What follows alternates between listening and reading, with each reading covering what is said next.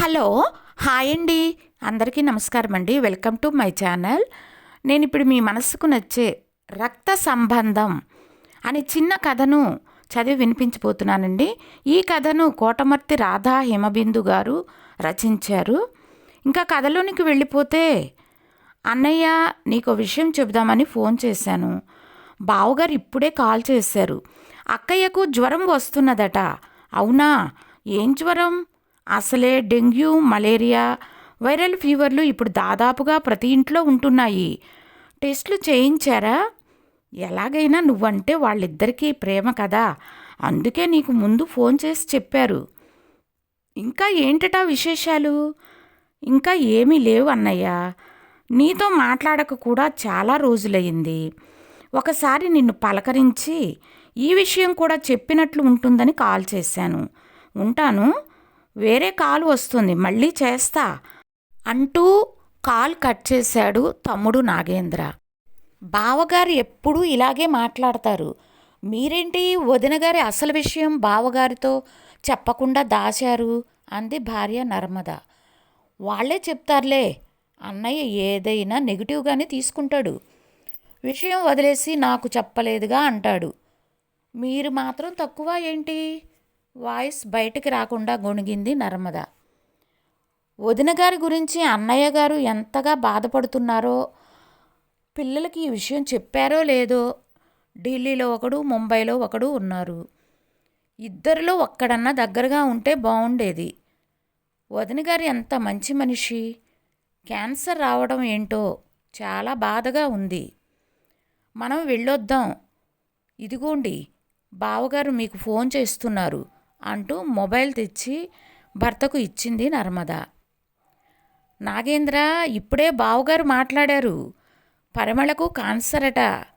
నీకేమో జ్వరం అని చెప్పారు. నాకు ఈ విషయం చెప్పారు. ఏ మనస్తత్వాలురా వీళ్ళవి అంటూ కాసేపు వాళ్ళ గురించి మాట్లాడి, దానికి మనల్ని చూడబుద్దవుతుందట. 4 రోజులు కలిసి ఉందాం రమ్మంటున్నారు. అది మాట్లాడలేదు, బావగారే మాట్లాడారు. నీకు కూడా కాసేపట్లో విషయం చెప్తారులే. మా పిల్లలని పండక్కి రమ్మన్నాను. నువ్వు మరదలు వెళ్ళిరండి, మర్యాదగా ఉంటుంది. నీ ఇష్టం, నీ వీలు చూసుకుని వెళ్ళు. మళ్ళీ నన్ను వేరేలా అనుకోకు అంటూ కాసేపు మాట్లాడి మొబైల్ ఆఫ్ చేశాడు దేవేంద్ర. అన్నయ్యకు ఎప్పుడూ పిల్లల మీద ధ్యాసే. మనకు లేరా ఏం పిల్లలు? మనం కూడా పిల్లల్ని పిలుద్దామనుకున్నాం కదా చిరాగ్గా అన్నాడు నాగేంద్ర. మనం పిల్లల్ని పండుగకి పిలవాలని అనుకోలేదు కదా అంటూ భర్తను అడగలేక, అన్నదమ్ముల ఇద్దరి మనస్తత్వాలు ఒకటే, కాకపోతే విధానాలు కాస్త తేడాగా ఉంటాయి అంతే అసహనంగా అనుకుంది నర్మద. సాయంత్రం వేళ ఫోన్ చేసి దసరాకు రాలేదు, దీపావళి పండుగకు రమ్మని పిల్లలిద్దరినీ పిలిచాడు దేవేంద్ర. దసరాకు ఆడపడుచు ఇంటికి వెళ్ళాం కదా, దీపావళికి వాళ్ళని పిలుస్తున్నాం, కుదరదని చెప్పారు కూతుళ్ళు ఇద్దరు. తరువాత పరిమళ మొబైల్ నెంబర్కు ఫోన్ చేశాడు. బావగారు మూర్తి లిఫ్ట్ చేశాడు. పండుగకు మేము వస్తున్నాం బావగారు, 4 రోజులు కలుస్తుందాం అని చెప్పాడు. సరే అన్నాడు మూర్తి. తమకున్న పనులన్నీ ముగించుకుని వారం తరువాత ఊరికి వెళదాం అనుకున్నారు. మనం ఎలాగూ వెళ్తున్నాం కదా, నాగేంద్రకు కూడా చెప్పండి, వాళ్ళు కూడా వస్తారు, అంతా కలిసి ఉండొచ్చు. భార్య సుమతి అలా అందో లేదో అంతెత్తున ఎగిరిపడ్డాడు దేవేంద్ర. వాళ్ళ సంగతి వాళ్ళు చూసుకుంటారులే, అన్నిటికీ నీకు ఆరాటం ఎక్కువ అంటూ ఎప్పుడో జరిగిన పాత విషయాలు మాట్లాడుతూ చాలాసేపు చిరాకు పడ్డాడు. వారం తర్వాత కారులో పరిమళ ఊరెళ్ళారు. సెంటర్లో డజన్ అరటిపళ్ళు కొనుక్కొని ఇంటికి వెళ్ళేసరికి ఇంట్లో నాగేంద్ర, నర్మద కనిపించారు. దేవేంద్ర మనసు కొత ఉడికిపోయింది. బావగారిని పలుకరించి చెల్లెల్ని దగ్గరకు తీసుకుని మాట్లాడాడు. తమ్ముడిని పలకరించలేదు. నర్మద ఇద్దరిని పలకరించి మంచినీళ్ళు తెచ్చి టీ పెట్టి ఇచ్చింది. అంతా ఫ్రెష్ అయ్యి టిఫిన్ తిని టీ తాగి హాల్లో కూర్చుని కాసేపు జనరల్ విషయాలు మాట్లాడుకున్న తరువాత పరిమళను అసలు విషయం అడిగాడు దేవేంద్ర. పిల్లలకు ఈ విషయం చెప్పారా? మీకు అన్ని రహస్యాలే. ఈ మహమ్మారి రోగం నీకు వచ్చిందేంటే? చాలా బాధగా ఉంది. విషయం తెలవగానే 1-2 పనులు ఉంటే మానుకుని ప్రయాణం పెట్టుకున్నాం. రక్త సంబంధం కదా, అందుకే అన్నయ్య మనం కలిసి గడపాలని ఉంది అని బావగారితో మీకు చెప్పించాను. నా కోరిక తీర్చారు. నవ్వుతూ భర్తను చూసింది పరిమళ. ఏదో పని ఉన్నట్లు లేచి బయటకు వెళ్ళిపోయాడు మూర్తి. ఇంకేంటే విశేషాలు అంటూ లేచి పరిమళ పక్కన కూర్చున్నాడు దేవేంద్ర. చెల్లి ఒకళ్ళ ఫోన్ చేస్తుందటే? చేస్తూనే ఉంది. ఇంకో 20 రోజులైతే వాళ్ళు అమెరికా నుండి వస్తారు. రాగానే ఇక్కడికి వస్తామని అన్నారు. నా విషయంలో ఒకళ్ళ మరిది గారు చాలా బాధపడ్డారు. నాగేంద్ర నర్మద వచ్చేసరికి ప్రాణం లేచి వచ్చింది. ఎవరి బిజీలు వాళ్ళవే అనుకో. అంతా 60 సంవత్సరాలు దాటిన వాళ్ళమే. మనం కలవక ఎంత కాలమైంది.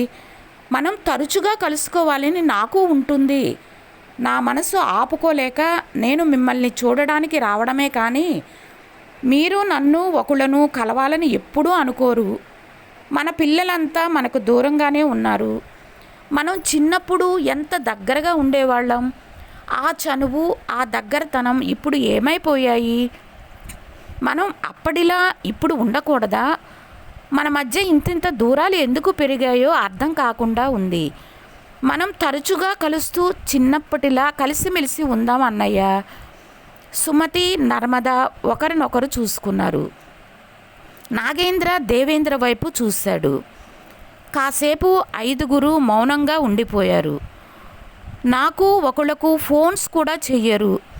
రోజులో 8 గంటలు నిద్రకు పెట్టుకున్నా మిగతా 16 గంటల్లో ఒక్క పావు గంట మాతో మాట్లాడడానికి మీకు కుదరదా? అది రోజు కాదు, ఎప్పుడో ఒకసారి. మేము మీలాగా ఉండలేక మీరెలావో ఉన్నారో అని అడిగి తెలుసుకుంటూనే ఉంటాం. ఆఫీసులో కోలీగ్స్, బంధువులు, చుట్టుపక్కల వాళ్ళు, ఇంకా స్నేహితులు, ఇలా వీళ్ళంతా రక్త సంబంధీకులు కాలేరుగా. అన్నిటికన్నా రక్త సంబంధం చాలా గొప్పది అని నా అభిప్రాయం. అమ్మా నాన్న మనకు లేరు. మనం ఇప్పుడు ఈ స్థాయిలో ఉన్నామంటే వాళ్లే కదా కారణం. మన చిన్నప్పుడు మనం ఎప్పటికీ కలిసిమెలిసి ఉండాలని వాళ్ళు మనకు చెప్పారు. వాళ్ళు మనకు చెప్పినది పూర్తిగా మర్చిపోయాం. ఇప్పుడు చూడండి, నాకు ఆరోగ్యం బాగాలేదని తెలిసి నన్ను చూడటానికి వచ్చారు. అంటే కొంతకాలం తర్వాత నేను కనిపించిననే కదా. చనిపోతానని తెలిసి రావడం కంటే బ్రతికి ఉన్నప్పుడు సరదా సంతోషాలని పంచుకుంటూ మన రక్త సంబంధం విలువ కాపాడుకోవడం కరెక్ట్ కదా. చాలా కాలం మన మధ్య గతించిపోయింది. ఇక నుండి మనం ఇలా ఉండొద్దు. అమ్మా నాన్నల సంతానమైన మనం వాళ్ళ ఆశీస్సులతో ఆర్థిక పరంగా బాగున్నాం. ఎవరిని ఏది అడిగే పరిస్థితులు ఎవ్వరికీ లేవు. నిజానికి అలాంటి పరిస్థితి వచ్చినా కొంత సహాయపడటంలో తప్పేముంది? మనలో మనం ఇంతగా తప్పించుకుంటూ తిరగడం నాకు అస్సలు బాగాలేదు. మనలో ప్రేమ, ఆపేక్షలు పూర్తిగా కొరతగా ఉన్నాయి అన్నయ్య. మీ ఇద్దరి మధ్య కూడా మానసికంగా చాలా దూరం పెరిగిపోయింది. అలా ఎందుకు ఉంటున్నారో తెలియదు. అన్నయ్య, నువ్వు వచ్చినప్పటి నుంచి నాగేంద్రతో ఏమంతగా మాట్లాడటం లేదు. ఏదో నేరం జరిగినట్లు, పాపం చేసినట్లు మనసులో పెట్టుకుని ఇలా ఉండడం నిజంగా ఎబ్బెట్టుగా ఉంది. సుమతి వదిన, నర్మద అంటే నాకు ఒకళ్ళకు చాలా ఇష్టం. మనం ఇంత పరాయిగా ఎందుకు అయ్యామో నాకు అస్సలు అర్థం కావడం లేదు. బాధగా కళ్ళు మూసుకుంది పరిమళ. నాగేంద్ర లేచి వచ్చి పరిమళకు ఇంకో పక్కన కూర్చున్నాడు. కళ్ళు తెరిచి చూసి నవ్వింది పరిమళ. సుమతి, నర్మద ఏదో పని ఉన్నట్టు లోపలికి వెళ్ళిపోయారు. పరిమళతో దేవేంద్ర, నాగేంద్ర మాటలు కలిపారు. 4 రోజులు గడిచాయి. వీళ్ళు వచ్చిన మొదటి రోజు నుండే వంట మనిషిని కుదర్చటంతో ఎవరికీ ఏ పని లేకుండా అయ్యింది. మూర్తి ఆధ్వర్యంలో చుట్టుపక్కల ఉన్న దేవస్థానాలు, విహారయాత్రలు ప్లాన్ ప్రకారం జరిగాయి. దేవేంద్ర, నాగేంద్ర ఎప్పుడూ లేనిది చాలా చనువుగా అయ్యారు. చక్కగా మాట్లాడుకుంటున్నారు. సుమతి, నర్మదలలో కొత్త ఉత్సాహం వచ్చింది. ఒకలా వాళ్ళు అందరితో తరచుగా వీడియో కాల్ మాట్లాడసాగారు. వారం అనుకున్న వాళ్ళు 10 రోజులు ఉన్నారు. రేపు ప్రయాణం అనగా ఆ రాత్రి అంతా చాలాసేపు మాట్లాడుకున్నారు. ముఖ్యంగా తరచుగా కలుసుకోవాలన్న నిర్ణయానికి వచ్చారు. తెల్లవారి వెళ్లే ముందు అందరి కళ్ళు తడి అయ్యాయి, మనసులు భారంగా అయ్యాయి. వెళ్ళలేక వెళ్ళారు నలుగురు. పరిమళ, నా చేత పెద్ద అబద్ధం చెప్పించావు. ప్రతి క్షణం ఎంత బాధపడ్డానో నాకే తెలుసు, బాధగా అన్నాడు మూర్తి. నా పట్ల మీకు చాలా ప్రేమ. అలాంటి మీతో నాకు క్యాన్సర్ అని చెప్పించటానికి ఎన్ని రోజులు మిమ్మల్ని బతిమాలాను. మీకు చాలా చాలా థ్యాంక్స్ అండి. ఎన్నడూ లేనిది మీ మనసు నొప్పించినందుకు సారీ. వారం రోజులు వైరల్ ఫీవర్తో నేను బలహీనంగా కనబడడం నాకు ప్లస్ పాయింట్ అయ్యింది. నిజంగానే నాకు క్యాన్సర్ వచ్చిందని అనుకున్నారు అందరూ. మా వాళ్ళల్లో మార్పు రావాలనుకున్నాను. నేను కోరుకున్నట్లుగా వాళ్ళల్లో ఊహించని మార్పు వచ్చింది. ఒక్క రోజులోనే ఎన్నిసార్లు వీడియో కాల్ చేశారు, నాతో ఎంత ప్రేమగా మాట్లాడారు. రక్త సంబంధం రుచి మా వాళ్లకు బాగా అలవాటు కానియండి. ఏదో ఒకరోజు నేను సంపూర్ణ ఆరోగ్యవంతురాలనని వాళ్లకు చెప్తాను. ఒకళ్ళ ఫోన్ చేస్తుంది, దానితో మాట్లాడి మీతో మాట్లాడతా. మీకు చాలా విషయాలు చెప్పాలి. ఎన్నడూ లేనంత ఉత్సాహంగా కనిపిస్తున్న పరిమళను చూస్తూ నవ్వుకున్నాడు మూర్తి. ప్లీజ్ ఈ కథ గనక మీకు నచ్చినట్లయితే సబ్స్క్రైబ్ చేయండి, లైక్ చేయండి. Thank you for watching.